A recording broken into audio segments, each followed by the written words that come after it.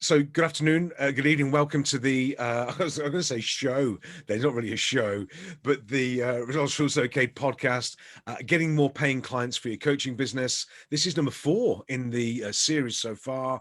And we're talking about today, client retention. So we've gone through the leads, the marketing, the closing. Now we're looking at retention. You've got a client and how do you get them to pay first time round for a start, but also stay with you in terms of being long-term. I found that having long-term clients is a real sort of secret source of a successful coaching business. So that's what we're talking about: client retention and adding value and keeping clients with you on the journey. So to stop me talking too much, I'm going to pass over to my lovely colleague, Mr. Gareth Hughes. So just what's your experience? I know you have a great retention model with your clients. They stay with you because you add value, but what's your sort of principles and tactics around that?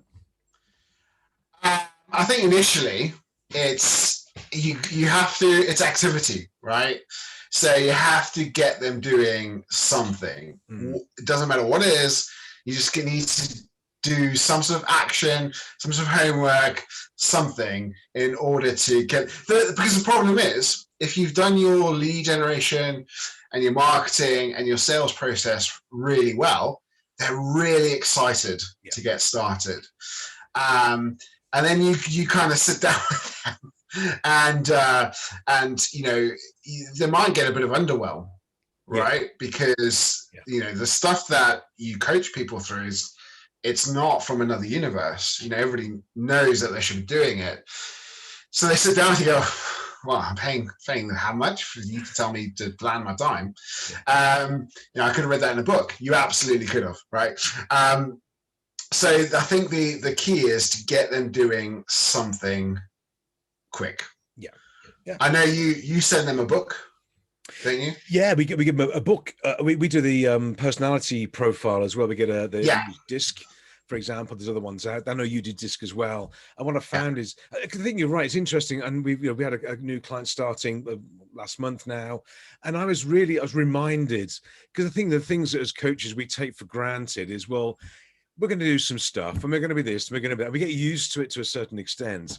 And when this guy said, okay, yeah, love it, let's get started, he emailed me the day after and he said, I am so looking forward to this. I'm really excited. And I thought, crikey, this is like a positive responsibility that I've got, because he's really bought into it and I've got to really live up to his expectations now as well, and have the same level of enthusiasm that he's got. I've got to reflect that back with pace and keep that emotion going. So we do the disc profile. So it's a good start.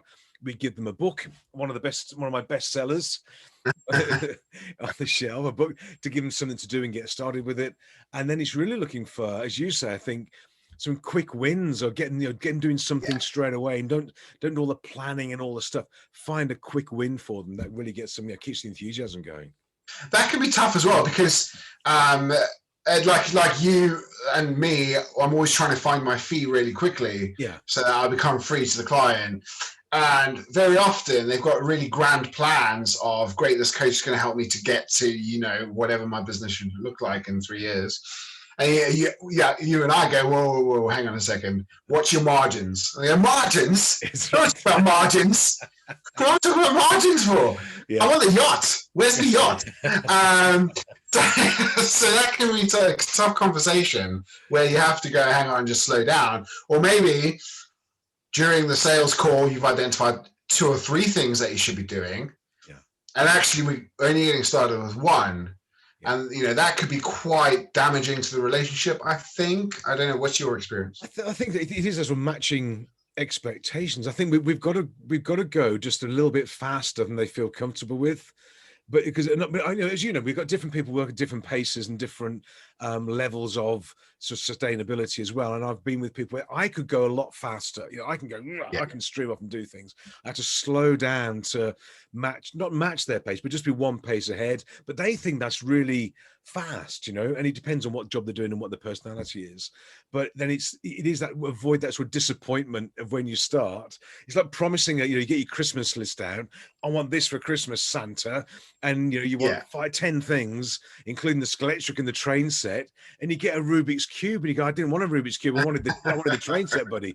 And that disappointment on the first day of the coaching is not great. So I think we've got to keep the dream alive. Yeah, you're going to get the train set. It's a timing thing.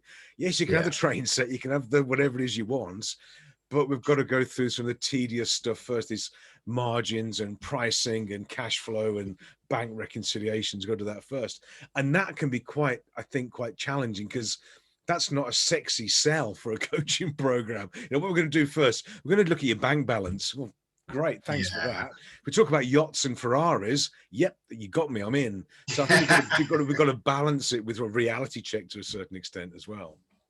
Yeah, definitely. And I like that what you said there. You got to go just fast enough that they're comfortable. I think that's true. Yeah. And I had a client who he wants to franchise his business, and I was saying, well, hang on, your business isn't ready for franchising just yet. You need to get X, Y, and Z. And so focused on the franchising. Yeah. And I was saying, I was trying to say, Q2, we'll sort the franchising. Yeah. But you don't want to wait till Q2. Yeah. And then, so a lot of times it's about addressing the underlying issues as well. You know, if you ask why 3 times, you'll get the real answer. You know, nobody tells you the truth on the first go. Yeah. And I think it's that. But I also think that you send your free stuff. I'll often send a book, but it depends on what they. I'm not an author. Yes. I'll often center around what they have talked about during the sales process. So, for example. So my point is, I don't send the same book all the time. It might be the E-Myth, or it might be a marketing book, or it might center around, just so I know that we're not going to talk about marketing straight away, because we need to get other stuff under control. But I want them thinking that we're going to get there. So I'll give them the book to kind of get them going. Yeah. And I know that we're going to do it in 6 months' time, but we're going to sort some stuff out first. But hey, here's a book to whet your appetite. That's kind of how I play it. But I think what I see a lot, and I'm sure you do as well, as in a common pattern, if you like, is when you start with a client, and these are more business clients than maybe executive clients. So the business client, and you know what they want, and they've told you where the business is right now in terms of the numbers and everything like that. And you look at it, and it's nowhere near where they thought it was. You know, they've either got no cash, or the sales aren't as high, the margin's low. They've confused markup and margin, or the profitability is not there. The overheads are out of control, and that I find that can be really tricky. Then to have a reset. Because if the business is out of control, it's very rarely in better shape than they thought. It's always worse. And you have to go, okay, well, this is where we actually are right now. And we've got to address these things first. That can be quite challenging. But then I would still get them to go and test drive the car, or whatever it is, keep that vision, dream, goal alive for the future. But I think the first 3 months is not tricky, but it's important, because if we can get them positioned and running and happy and confident and achieving in 3 months, we're okay. If we don't, they will wander off, and that includes finding our fee and making them feel better off as well. That 3 months is absolutely critical. I generally know how the relationship is going to go. Yeah. After that, at 90 day, at day 90. Yeah. So it is absolutely critical. I love that. Yeah. And you say, because a lot of business owners, or a lot of people in general, their answer to everything is just to do more stuff. Yeah, exactly. Right? Yeah. I just want to sell more. Well, I need money, so I need to sell more. Yeah. Well, if your profit isn't there, what, you're going to sell more stuff and lose more money? Is that what you want? I often have that conversation, and I think it's positioning that in the right way, because they genuinely don't think about it, do they? No, they don't. I think that, again, it's this, that they wander through business, and we've all done it. This is not a criticism of business people, but we all wander through business to an extent on sort of hope and the current account. And if we have hope, if the current account's in the black and we've got a bit of hope, we're good. That's it. If you go, and we don't look at the actual details things, and we just go keep on blasting on. And it's when somebody like you or me or one of the coach turns up, and we go, okay, well, actually show me the numbers, not from just an accounting perspective, but from an operational perspective. What have we got? What's working? What's not working? And I found with clients that they've got people, for example, on the payroll that don't exist. When some boy had retired like 2 years ago, they're still paying his salary. He hadn't said anything. So he was the person on the payroll, and somebody else hadn't invoiced for about 2 months, and it was over $1 million. They forgot to invoice. And these are crazy, silly things on the outside. You think that can't be, that's not possible, not practical. But actually, it regularly happens, and that's part of our job. Is like a reality check, which can be challenging for people as well. But I think we have an obligation to do it anyway. Yeah, I mean, there was similar thing now where went into the solicitors, and on my first session, I said, "So have you got a business plan?" And they went, "Yeah, we got a business plan." I was like, "Well, can I see it? Do you think we can have a look at it?" They couldn't find it. It ended up, genuine true story, that it was propping up somebody's desk, right? And I was so clearly, his name was Kevin, the guy whose desk was. Not a single person in the business could tell me what Kevin did for a living. It's absolutely incredible. And you think when I'm in business, I'm never going to do that. No, exactly. And it's crazy. I also think, I don't know, you do workshops, I know you do, and I do something. In order to retain clients, I will make sure I call them CNEs. I don't know what you call them, but critical non-essentials. Yeah. Stuff that I know is going to help them in their business. They don't have to attend if they don't want to, but I know it'll help their business. And that could be anything from, I don't know, wine tasting at the local vineyard to probably not as good as your vineyard. I'm going to say local vineyard in England. I don't think so. Shrewsbury, just down the road. I know, it's incredible. To seeing a sales trainer. I took all my clients to see Andy Bounds one year, who's a sales trainer in the UK. Oh, he's good. I'll buy their ticket. We generally have a lunch. Yeah. And it keeps them engaged. And if you always have something on the horizon, like I know you do, with, we've got a workshop in 4 weeks, or blah, blah, blah, blah, blah, or we go wine tasting or go-karting or whatever it is. Yeah. It gives the client that, on the horizon, I've got that. And then you go, and now we're doing this. And they go, I'll just stay for that. And then I'll just stay for that. And it does actually keep people engaged, I think. I think so. It's part of the relationship of say doing events and seminars and workshops. We do live events when we're allowed to, and as we're coming out of lockdown, we can get back to the UK hopefully to June, July time and that sort of thing. But live events are great. But yeah, you're right. It's keeping like positive, pleasant surprises for them. Introducing them to each other sometimes. I found that can work really well. And as you probably know, we've got clients who do podcasts with each other. They talk to each other offline and without me being there, which is a bit of a risk, I suppose, but it's in a good way. It's great. The network is very strong, and that helps. And if we can build them as part of a community, like a group, a positive gang of like-minded people, that I think is very helpful as well, because they do see value in just sharing some ideas. And I know there's a couple of people when they come on the webinars, they look for other people to be on the webinars with them from time to time, which is great. It's just part of the fun, part of the engagement, and it all adds to the experience of working with us, I think, as well. But and certainly on my group coaching, they all do business with each other. They all, and it's a mini networking thing, which again is an added value. But also the community is strengthened because you find somebody won't leave, because what if they get another printer, or what if another printer comes in, or what if another marketing person comes in? So that keeps people in the group as well, I found. I think a fear of missing out is a big driver. Absolutely. It just is, I think. But also, I mean, I was speaking to another coach in Luxembourg. Doesn't matter who it was. It wasn't anybody on the call today, so we're quite safe. But they were saying that when they sell a coaching program, they pitch it at 6 coaching sessions within a 3-month period. And so the client can choose when the coaching session is going to be, and they have 6, and it could be 5 in the last week and 1 at the beginning of the 3 months or something, 6 sessions, and they can't carry him over, and that's the sort of end of the program.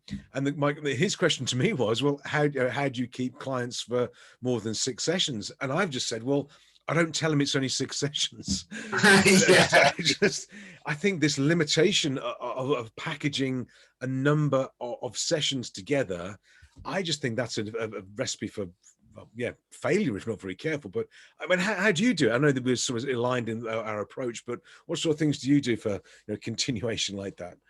Yeah, I say it's 3 to 5 years. That's what they say, well, how long do you think I'm going to have to do this coaching for? Why would you stop? If it's working, why stop? I think when you package together sessions like that, you just spend all your time marketing, surely, because you're constantly churning customers. And I don't know how you can build a sustainable, profitable business like that, because you're always marketing. I certainly, I say it's 3 to 5 years, depending on where your business is. But we do it in 90-day sprints. Yes. And I make one of my CNEs is, in fact, it's not a CNE because all my one-to-one clients have to attend my 90-day planning session. Yeah. And what I find, is great for retention. But also we break down that 5-year vision into the 90-day, and everybody's sharing ideas, and it's great when we're face to face. I haven't been able to do it for over a year, but I find it's really good for added value. Because all my one-to-one clients get that for free, and I've got people who pay every 90 days to come to Just Today. That's absolutely fine, but crucially, it's a lead generation tool for me, because what I find is if I've got a prospect who's not quite sure, I say, hey, I've got a 90-day planning coming up. Why don't you come along? Take a test drive, for example, is kind of the phrase I use. And I don't need to sell anymore at that point, because during the day, they're all going to be mixing with my clients. Yeah. We have lunch together. I'll buy everyone lunch. We have lunch together. I make sure they're positioned next to a current good client. Yes. And very often the client will do the selling for me. And what I've overheard in the past is somebody said, "Oh, so you're working with Gareth now?" And they go, "Well, no, not quite yet." And their genuine question was, "Why not?" Why not, exactly? And the guy went, "Well, I don't know." And it was sold. And so I find that's a really good retention tool, and a really good lead generation tool as well. No, I think this whole packaging of programs and slots and that sort of thing, I don't think that's. I get it. When some people want to run their business that way, then great. But I value the long-term relationship with people. I think it validates what we do in the long term as well. And I would say, like you said, 3 to 5 years. I'll say to people, well, you're here for life. That's it. Whether there's no escape. And I think that generally it's true. I had a conversation actually earlier on today, as it happened, with a lady in Luxembourg. And we did some work together, must be 12 months ago now, whatever it was. And then COVID hit and things changed, all this sort of thing. And she contacted me about a week ago and said, look, I'm stuck on something. Can we just have a conversation? Yeah, of course you can. You're still in the gang, there's no, we don't disappear. And at some point when she's ready and able, we'll come back and we'll get the business back on track for this sort of thing. But it's genuine. I think there are people that we've worked with over the years, over the last 19, 20 years. I could still pick up the phone to, I think pretty much, might get contradicted now, pretty much anybody that we've worked with and go, hi, Helen, hi, Bob, how you doing? It's me. We're back in the UK. Do you fancy meeting up for a coffee or a curry or something? And I'm pretty sure they go, yeah, it'd be great to catch up, So they're with us all the way through our extended network of clients. But I think that sort of philosophy of being on the journey together, I think that's one of the things that sets them up for it as well. Yeah, definitely. And I think I don't see any point in ending any relationship badly. I think with all, I have had obviously some clients leave me. But would you allow that? I know. But the relationship is still there, and I would never, it's always amicable, and like I say, they're still in the game. They're still on my email list. Yeah. they're still getting updates from me. All is good in that respect. And I think you're right. One day they'll have a problem, they'll come back. As long as I keep the communication going. And I think that's key as well with retaining clients is communication. Yeah. I try not to make it you get one session a week and in between that session, you're never going to hear from me. Right. Yes. And I think that's key with workshops as well. Yeah. I have a whole email series leading up to the day and then post day as a post workshop as well. And I think that's really key for retaining interest, retaining excitement, and ultimately from a workshop, upgrading a client to a one-to-one client, I think. Yes. Yeah. I remember one of my first clients back in the day was a lawyer, and she ran out of a practice of 2-3 colleagues then, this sort of thing. And the deal was we have a weekly, as we do now, weekly touch point coaching and workshops, this sort of thing. And I think her coaching day was a Tuesday or something like that. And I remember as I would do, and I do now we do a WhatsApp message. We didn't have WhatsApp back then, but you just pick up the phone. I was in the car going, so I pick up the phone and go, oh, hi, Sarah. Just checking in on you on a Friday afternoon. Everything okay? Have you had a good week? And she was going, and she got really nervous about this.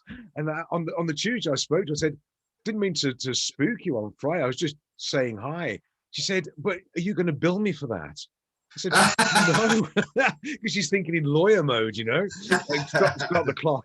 Because she wanted to get off the phone. I said, no, we don't. I don't work in hourly rate mentality. There's a limit to what we can do, but I'll just drop a message or a note or a call, hi, what you're up to, and that sort of thing, whatever. And that's part of it as well. And she was fine with it after that. But yeah, I see it as a leadership point because I see clients as part of my team. Yeah. And in any leadership position, you wouldn't just check in with your people once a week. It would be a constant conversation. And I think it's a point of, walking the walk a little bit and a point of just good leadership. Yeah. As coaches, I think we should be leaders in the community. Absolutely. Whatever community that is. Yeah. And that is just, showing that, But, and also, I think it's this, I think when you genuinely, as I know you do, and I do, we should care about our clients. Yes, there has to be a financial transaction and all this sort of stuff going on. But actually, the people that we work with, and I'm sure you do as well, I actually quite like them. I like them around. Well, most of them. But we actually like them, and we do build that relationship. We care. So if I'm concerned about them, then why would I wait till next Thursday, next Tuesday, whatever it is, to wait for the phone call? I'll just drop them a message, or it tends to be more maybe text-based now rather than sort of telephone-based, that sort of thing. But even so, it's still just a hi, how you doing? How's your week, or whatever. I think it's absolutely fine. But it's a genuine thing, and I think we do it as a systemized. If every Friday at 4:00 they get the have a great weekend, that's going to wear off a bit. If it's more just genuinely, what are you up to? Are you okay? Have you done this? Have you done that? Occasionally, then I think it really works. It's like dating. I think I was told coaching's like dating, relationships are like dating. That you have to be nice to people all the time, not just on the dinner date. It's a bit of a surprise to me. But anyway, there we go. Well, I think it's not just checking to see if they're okay. Often it's celebrating a win. Yeah. So often, halfway through the week, I'll see a client who puts on LinkedIn or whatever, just won a massive contract. Thank you very much, blah, blah. I'm going to give them a call about that and say, hey, just your post, really happy for you, well done. What were your learnings? What's the best thing about it? What are you going to take forward to next time? Really good win. And, often I'll send a bottle of champagne, or if that happens, I'll do something to celebrate with them. Absolutely. And I think that's key as well. I think you're there at the low points, but you're there at the high points as well. And that's what cements the relationship, the ongoing relationship.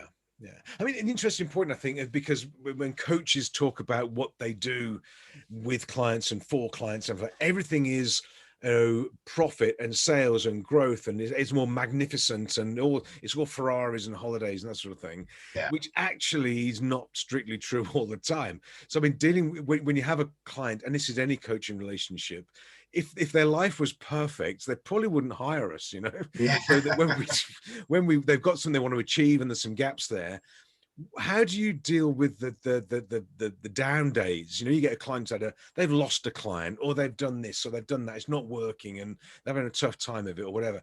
How do you deal? Because that's key to retention as well. What's your approach? How do you deal with that? The bad times as well as the good. I think I've got an extension to that question, which is, what if I'm having a bad day and the client's having a bad day? What if I've lost a client in the morning? Yeah. They've lost a client in the afternoon. And this is an evening call. But I think I think you've got to go back to the vision. Yeah. And where they're going. And, say they've lost a client. Great. You got space in your diary then. You've created a vacuum. Well done for a higher paying client. Yes. That's great news. I think getting back to the vision. And I think, let's just take losing a client, because you mentioned it, but yeah. I always think it's good to, when something like that happens, you do need a period of grieving. And you do need a period of, okay, what went wrong? Why did we lose the client? Yeah. Aren't we such terrible people? Blah blah blah. I think you need a good half an hour of that. Yeah. But once the half an hour is over, crack on. We had a saying in the military, which was boots on, bag on, crack on. That's okay. Yeah. I think you need a period of grieving, but you just need. And I think it's, as a coach, it's getting them back onto that. Yeah. That track. Would you agree? Yeah, I think the thing is, and I learned this when I was first started out in this business, and we were in the Action International franchise back in the old days, and I was off to a conference somewhere, I think it was, and like the week before the conference, I think we lost or allowed to leave, as we were told. It was not lost. It's not like 6 clients or something, but all for a variety of reasons, but we get 6, it's like, oh, crikey, that's a bit of a kick in the teeth. And we had a forum, like a franchise forum, and I put a post up there saying, this has happened to me, blah blah blah. And it was Brad, Brad Sugars, who's the head, the owner of the franchise business. He just came back, as he tended to, bless him, and he just said, get back on the horse. And people saw that post and they thought, that's a bit cold and a bit harsh and a bit whatever. But actually, he was right. It's that sort of thing. You're allowed to go down for a pity party for 20 minutes, half an hour, but then as somebody, you've got to get back on the horse. And what I found was, the more that I sort of cared for or got closer to the clients and maybe enabled me to be a good coach, the worse it was if they fell over or whatever it was. And I had to balance it to build a relationship with them, professional relationship, but get close enough so I could do real good work with them. But it was like having your puppy put down if they left. Had to be able to deal with both. But I think if you don't get close to the clients and become ambivalent about, they've left, next, another one's gone. Yeah. I think that's a real shame. I think it's better to have the care and the pain, if you like, rather than have just churn another one through. I don't think that's the way to do it either. Yeah, agreed. And I think there is a point where you just have to go, right, this has happened, can't deal with it. Let's kind of, but I also think I have a rule, which is, if I'm more emotionally invested in the business than the business owner, it's time to step away. Exactly. I think, because when I'm coming up with all the great ideas and we go, take over the world with your business and blah, blah, maybe they go, oh, actually, I'm not ready for this. Exactly.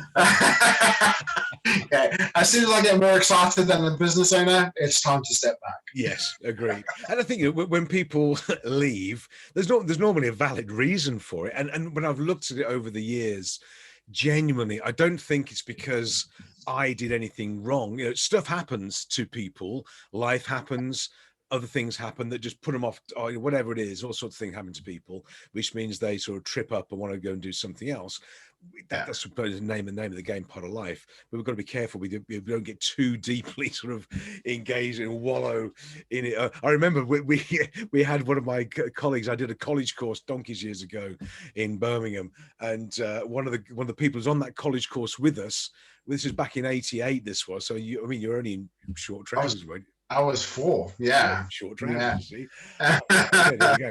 So anyway, we'll do this college course, and I haven't seen her since. And I remember on the college course, she unfortunately broke up with her partner, and it was very traumatic, and it really affected her in quite a negative way. And then we sort of parted company, and off we went. And she came to one of our events. I'm going back 2 years ago now.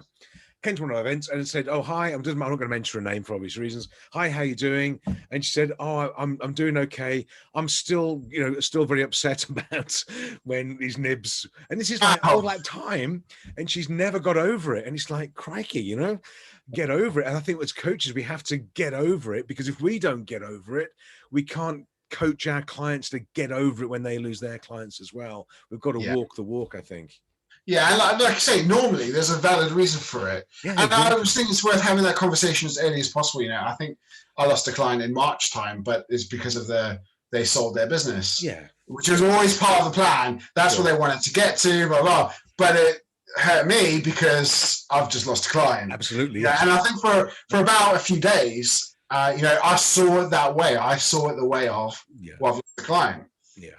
Well, actually, what a great result. Exactly right. What a great testimonial that is. Like, Gareth helped me sell my business, blah, blah. I think if you change your mindset a little bit, that helps as well. I think the allowing or enabling the clients to get to a point where they don't need us is a valid point as well, because we don't want to have dependency. We want to have long-term relationships, but we don't want to hold them back. So they've got to have us around, and we somehow sabotage their success so they stay on the program. You're not ready for this just yet. You're not ready for that. Yeah. Oh, marketing! I don't think we should do any marketing. No, exactly. No. You don't want any more clients just yet. And I haven't thought about it. That's a good plan. I'm going to start trying that, I think. Yeah, he says, let's sabotage the clients. They just stay above the threshold. That's the secret, obviously. I don't think I've ever done it consciously, but I do wonder, because if you have this attachment to your client's attention at all costs, then you start anyway, I've never thought about it. There's a master's paper in that, I think. There is, absolutely, yes. We're not going to talk about master's papers. We've had that discussion, you and I, but still, there we go. So any other, just in your, we come to we'll go for some questions with Michelle and Marie in a second, but any other sort of top tips from your experience, anything you think of retention, holding on and keeping them great results for people? I think having that wow factor as well. So, the little things that help, that go a long way. But this is the same for any business. This is the kind of 6-star service. Yeah. I think we need to have that as well. If it's come up during the sales process or during the first session or whatever, they want to have a Porsche. Well, if I'm not going to buy them a Porsche, but if I can see a little toy Porsche, I think I've done it. I just happened to be walking through the shopping center. This had happened, and a day or so earlier, somebody had said, "Oh, they really want a red Porsche." Yeah. And I happened to be walking through the shopping center. There was a toy shop, and there happened to be a red Porsche in the window. For £5 or whatever. Yeah. Well, I'm going to buy that, and I'm going to send it to them. Yeah. And doing the critical non-essentials, the wow factor, I think Michael Heppel calls them the wee wows. Yes. The little small things that other people don't do that keeps people engaged. I think I always make sure one of my questions on my coaching session sheet is always, what's your learning? What are you reading? Yeah. Because a learning client is an engaged client. Yeah. Yeah. If they're learning, then they are going to stay with you. That's as soon as I stop reading, that should be a little red flag. Yeah. I think. Yeah. As soon as I stop learning, that should be a little red flag that actually things aren't going the way you think they are. Yeah. But keep it, small things, wee wows, keep them engaged, keep them learning. Yeah. Critical non-essentials, once a quarter. And I think that's all good. That's a good thing. Yeah. The only thing I think I would sort of add is yes to all those things as well. And I've seen, and it's surprising sometimes with the strong characters, and this doesn't matter, it's gender neutral sort of thing, strong characters and personalities, when they seem very sort of clear and passionate and they know what they're going to be doing, they have this confidence about everything.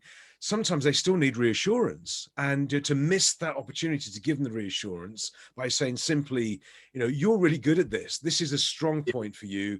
Play to your strengths, and it just They literally puff the chest out a bit, get a bit of confidence, because they don't get that from anybody else. And sometimes our role has to be, I think, a bit of sort of cheerleader as well, to really just establish that they are good enough and they are able enough, because people with strong personalities, it makes a strength for them, but they're masking things as well. And I speak here as somebody with a strong personality, so I know that we do a lot of masking, and we do need people to say, actually, you're okay about that. That's pretty good. You're all right. A bit of validation there actually goes a long way. And that's sort of, that's great. And then they got permission to move forwards, and that can help build that relationship too. So it's like training a child, isn't it? That Absolutely. Positive reinforcement. Yeah, is it's that kind of thing keeps them going. Yeah, definitely. Agreed. Excellent. Yeah. So I think then what we can do is we should open up some questions from the floor. See, now we're going to get grilled mercilessly now, and then we have a freedom of choice now, because we have two people asking us questions. So any questions, guys? Anything you'd like to add or question Gareth or myself on?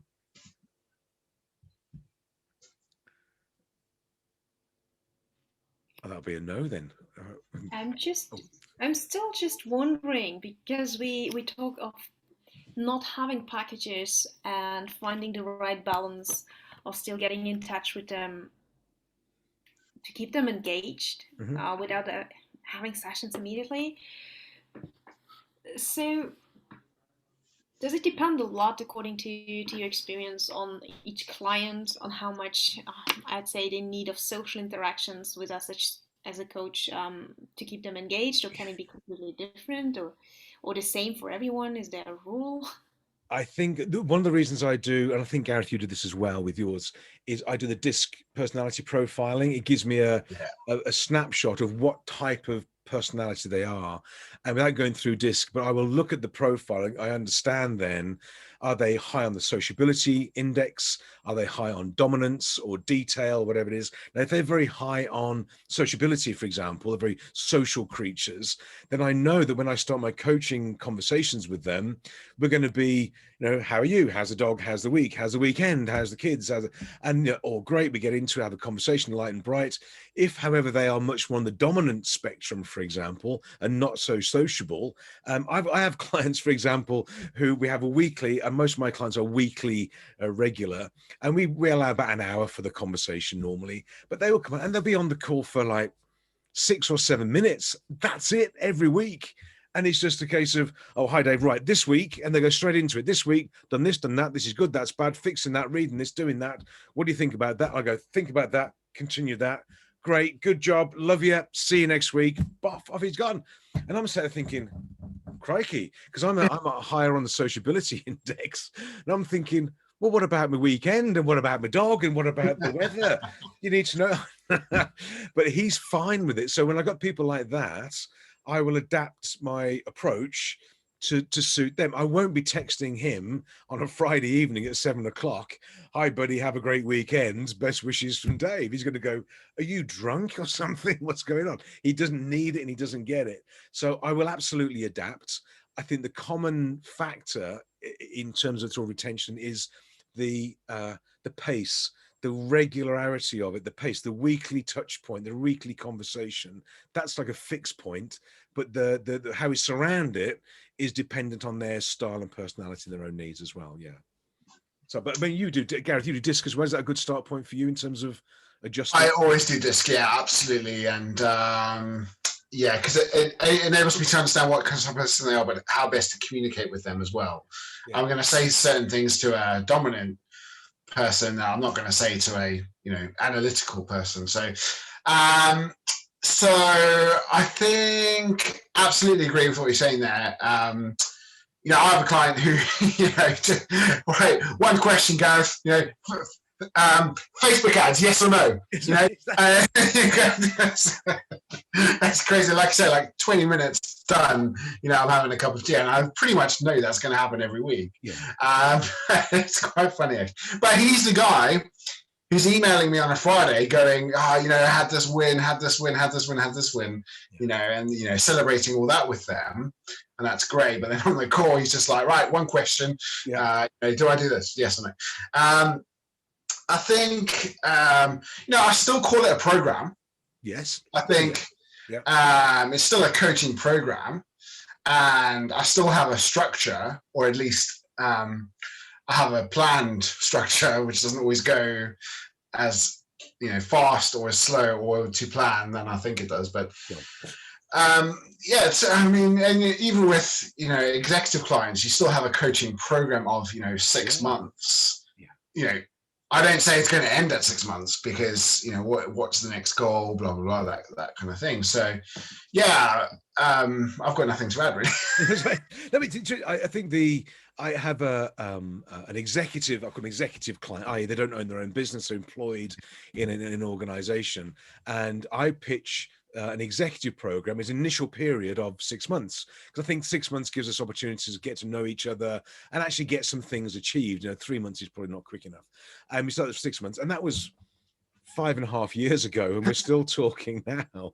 And he's still progressing and still doing things. So I think once you build the trust and build the relationship, and I'm very careful I don't want dependency. I don't want them to be dependent upon me. I'm not their boss. But whilst there's value in the relationship, they're moving forwards. It just continues going. But it depends on what they want. But yeah, personality, absolutely. We don't get it right all the time, I don't think. But we do sort of adapting the structure to suit what they feel comfortable with. Yeah. Yeah, definitely. Yeah. Does that answer, Michelle? Does that answer a long way around of answering a very simple question? But yeah, okay, grand. That's good. Okay, great. Marie, any questions? So I don't really have any questions, but it's funny that you're talking about losing clients, because I lost my first clients this week. Oh. I didn't lose them, but we stopped doing what we were planning. And this is not for coaching, because to pay my bills, I'm also doing customer service and VA services. Sure. And I finished. So to give you a bit of background, he is a business coach. Yeah. And he had an ads looking for a VA, but actually when he hired me as a VA, he was interested as me as a life coach. Oh, right. So he wanted me to assist him during his business coaching sessions as a life coach. Yeah, exactly. Okay. Your face, exactly that. Sounds very strange. But anyway, yes. So we have done 2 sessions, and I had done some VA stuff about it, because he needed some Feedback 360 to be set up and whatever. Sure. But then, as it turned out, when I am in the session, I'm useless, because he's doing his business stuff and I am a life coach, and then I don't really have a space to do anything about the person, because it's all about SLA and sure. API and all of that. So were you on the conversation with his clients as well? Yes, as a third party. Wow. I think if I was, I wouldn't do that, but if I was, if I was to do that, I would let you talk alone. I think. I'd say a separate get the money. I think. Yeah. So anyway, so I finished last session Tuesday last week, and I said to my husband, I was like, I don't know what I'm doing there. And so last week, a few days ago, last Tuesday, he came back to me and be like, I don't think we're going to go on, because I don't see the value of what you're doing. And I was like, quite agree, actually. I don't know what I'm doing here. Yeah. But I knew that the relationship had to stop from this side, because it was leading nowhere. Yeah. But still, I had this second of, shit, I lost a client, and it was the first time, and it was losing a bit of money as well. And because it's related to coaching, and I don't have any paid client as a coach. Sure. So I was like, that was kind of leaving this kind of link with coaching, which is not happening anymore. So I had a bit of a... Well, you've created a vacuum that you've got more time on hands for another coaching client. So that's the way to look at that. Yeah. But, as you said, funny enough, I needed this kind of grieving 2 hours. I think it was something like that, and then snap out of it. Just get back on the horse. Just get back on the horse. I do a thing where I say to my clients, look, the third, I can't remember, it's the third, fourth, or fifth session that we have. It's not going to be with me. It's going to be with my marketing person, who we're going to get a marketing plan in place for you. But I'm not in that session, because I think I would cloud it a little bit. So all that happened. So probably a similar relationship. in as much as that third session, I bill the client as normal. The marketing person bills me, and I just pay out of that kind of, it's a weird triangle type thing. But I do that, but I don't think I would be in the session. That's not great. I've never heard of that before. Because I think I think you're right. I treat all my clients, first of all, from a confidentiality point of view. Everything, any client says anything to me, it stays with me. I may tell a story, but I never name the suspects, if you like. So it stays actually with me. And if, as Gareth said, if somebody needs to have a meeting with an accountant or a lawyer or so, I'll arrange that. They'll have a meeting with the lawyer, but I would very, very rarely sit with. I've done it the other way around, where my client has said, would I sit on a meeting with them and their accountant? That's a bit different. That I understand. But that sounds quite strange and quite odd from his point of view, as a business coach as well, I would have thought. So it doesn't matter who they are, I'm not interested, but that sounds a bit strange. But again, you haven't lost a client, you just you've learned something, and you just got created a bit of space now. Think of the stories you can tell when you write your first book. And look out for next time. And everybody goes through this. I guarantee everybody goes through this. The first couple of clients with a bit of experience, and you get it wrong, you trip over. But you know what? I don't think it gets easier. I think you get more used to it. That's all. You get used to it, and you sift things out. You start to learn to say no to people as well. So just get back on the horse, and somebody else will turn up. You'll be fine. What's your worst story, Dave? What's your worst story of losing a client? Crikey, worst story. Let's have a quick thing. Well, there's so many. The worst, I'll tell you the most traumatic one, if you like. What was it be? We had a client. It's actually in Birmingham. Again, it doesn't matter who it was, in Birmingham. And he came along to one of our events we did at the Novotel on Broad Street in Birmingham, you may know. And he came along to that, and he said me out. He said, look, I'm interested in what you do. Sounds great. Can you have you got time? Had a chat with him in the bar, did a deal and signed up, and away we went. And he was doing this, whatever business it was. Anyway, turns out we had the first coaching conversation, and he said to me, he said, right, what have you got for me then? And I said, what do you mean? What have I got for you? He said, well, you're going to go away and do some research and give me a report and a plan. I said, that wasn't the arrangement, not how we work. And then he totally got it completely wrong. And it limped along for about 2 months, I suppose. And finally, he emailed Lynn. Now, anybody who knows Marie, I think you've come across Lynn at my events and this sort of thing. And Gareth, you probably will. Lynn's a very straight talking person. Anyway, he emailed Lynn and said, I can't make Thursday at 3:00 for the appointment. And Lynn went back and said, well, we can do Friday at 2:00 or the next Monday at 1:00. And then he came back and said, well, you're just a supplier, you'll do what I tell you, and I can only meet you at 1:00 or whatever it was. And of course Lynn said to me, the email came in and just said, look at this, what's come in. And everything that he did just didn't fit. And I'm not saying it was particularly his fault, but it just didn't fit. The expectations are wrong, the performance was wrong, the attitude was wrong. And I emailed him back and said, look, this is not working. I think you need to go and we'll terminate the coaching program, and I wish you every success. And I thought that'll be the end of it. Oh my goodness, he came back then with a you can't sack me, I'm your I'm going to tell people about you. And it's like, and in all, nothing happened, it was all fine. But he was definitely up on the spectrum somewhere. My goodness. So that was probably the most interesting one we had. But I think it was down in hindsight. Now I would have spotted it. I would have seen him come in now, I think. Back in the day, I didn't.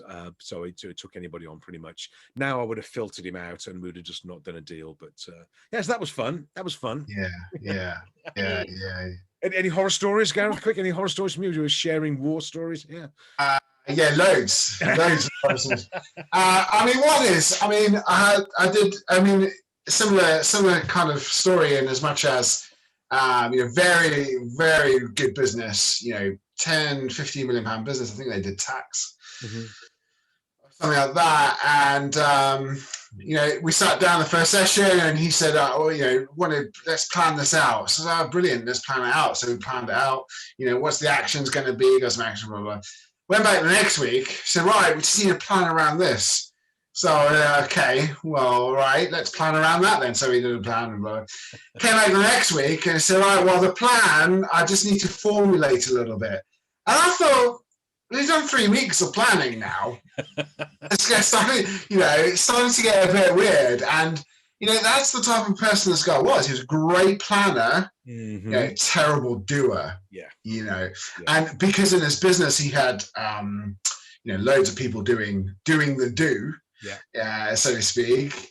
He was great at planning. It got to the point where the next week I was going, right, what are you going to do? Like, we just need some action here. Like, I can't do anything unless you do something. Anything we've talked about in the last 4 weeks, let's just do.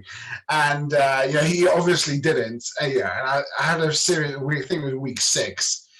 I just had a serious conversation with him and just said, look, I don't think this is going to work because, there's no action being taken at all. And, that's the problem. And, that was a huge lesson. Once we did the 3rd planning session, there were some alarm bells. I think. not moving anywhere.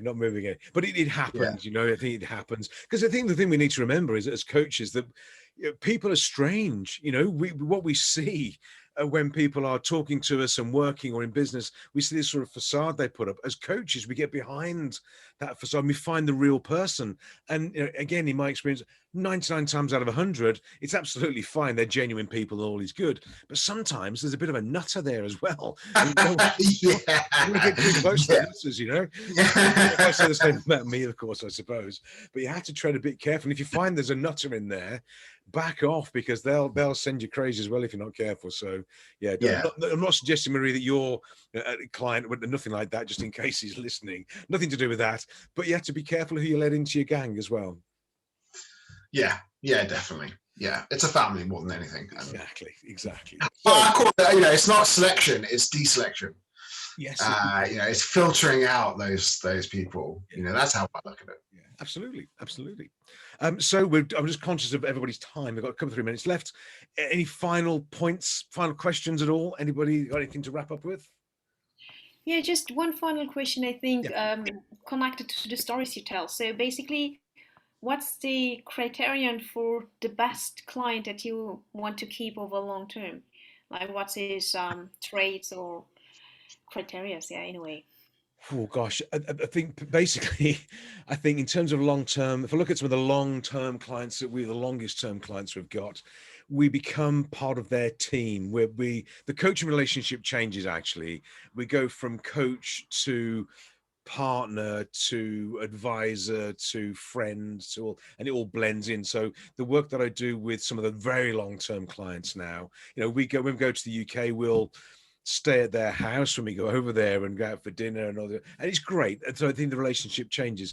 I think what it is, in answer to your question, it's where their business can evolve and continue to grow such that I am able to add value to them and their team. I don't want to just sit and have a conversation every week with somebody about, things not happening. It's got to be interesting, exciting, added value. So a business where it's got a potential to grow and develop and scale, I can help them as individuals, and then I end up working with their team or their managers and that type of thing, and we become a part of an internal part of their team, basically, as the co-pilot. That's the best ones for me, I think. But Gareth, it's going to be interesting, I think. It's going to be interesting. And I think, like I've said, there's going to be someone who doesn't just want to grow the business, but wants to grow themselves as well. I think that's really important, is as the business grows, they've got to grow themselves. And those kind of people, that type of person is rare.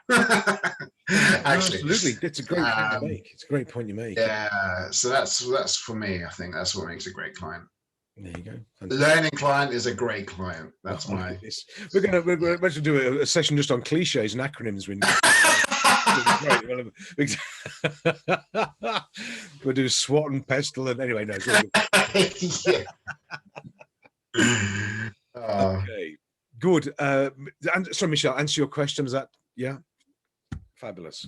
Okay, well, he's bang on 9 o'clock over here on the civilized part of the side of the channel. Only over on the Brexit side of the channel. Anyway, so great. Michelle, Marie, thank you for coming on board. Great to see you both. Thank you for participating. Gareth, always a pleasure, as you know. I'm going to press stop recording in a second. Let's get on the button over there. We'll be back next week. I'm not sure what the subject is going to be next week. Gareth and I will sort that out. But we're back next week, and same time, same channel. So we'll see you next Wednesday evening at the same time on the Zoom call. Thanks for that, and have a great week, and I'll see you real soon. Will do. Thank you very much, guys. Bye for now. See you guys. Bye-bye. Bye.